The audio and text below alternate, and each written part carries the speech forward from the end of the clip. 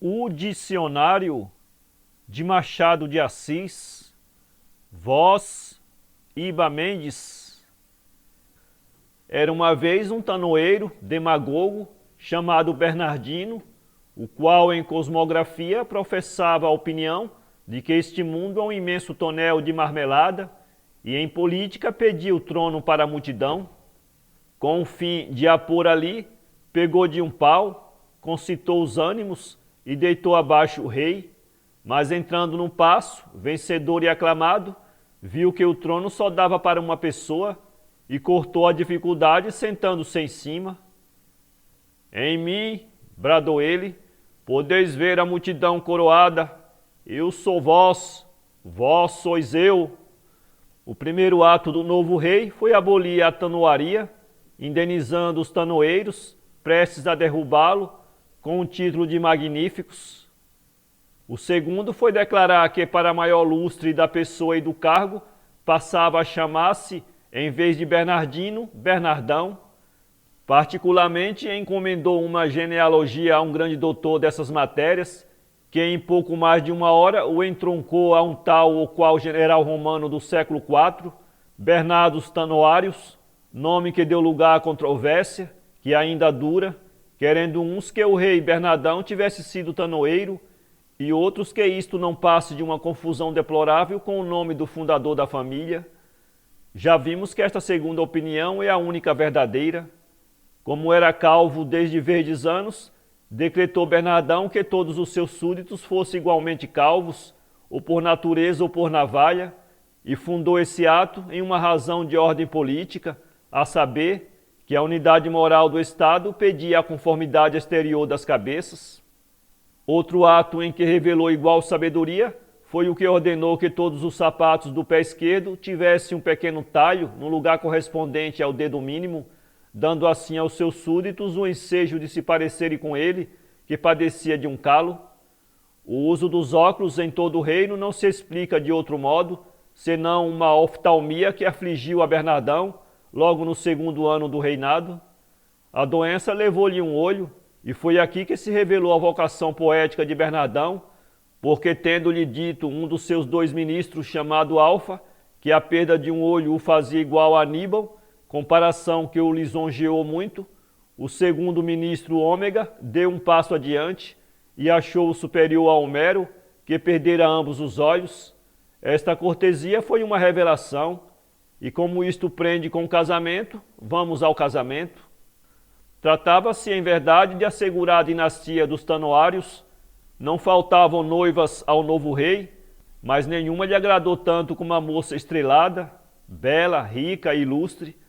Esta senhora, que cultivava a música e a poesia, era requestada por alguns cavalheiros e mostrava-se fiel à dinastia decaída.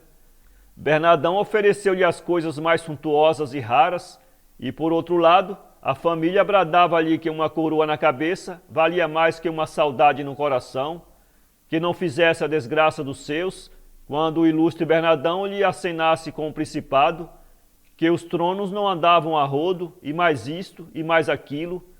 Estrelada, porém, resistia à sedução. Não resistiu muito tempo, mas também não cedeu tudo. Como entre os seus candidatos preferia secretamente um poeta, declarou que estava pronta a casar, mas que seria com quem lhe fizesse o melhor madrigal em concurso. Bernardão aceitou a cláusula, louco de amor e confiado em si.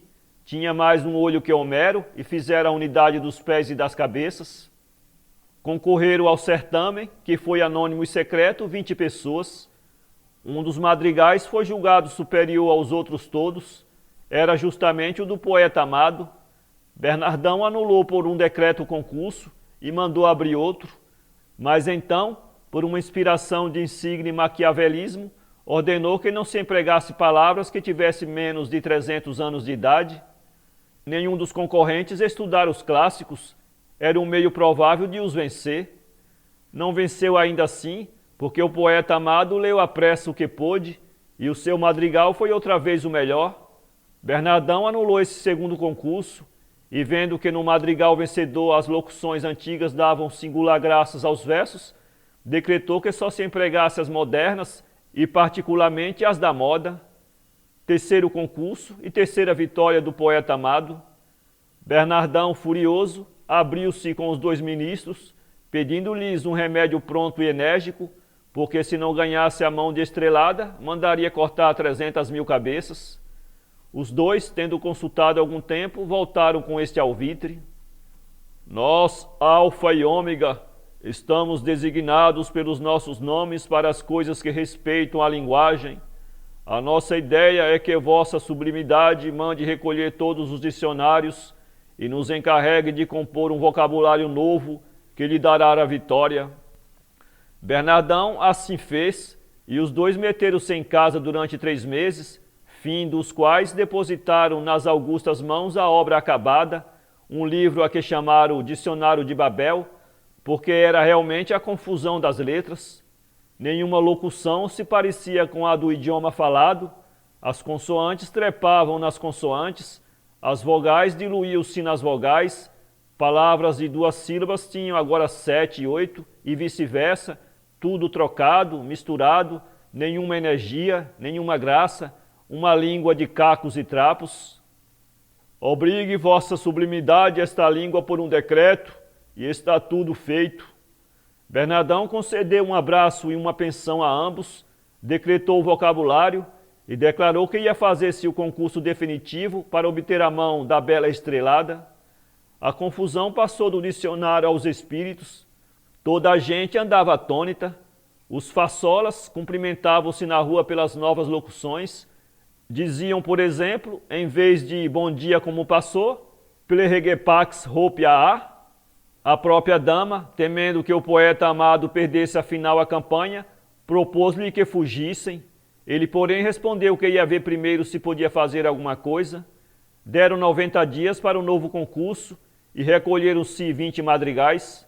O melhor deles, apesar da língua bárbara, foi a do poeta amado.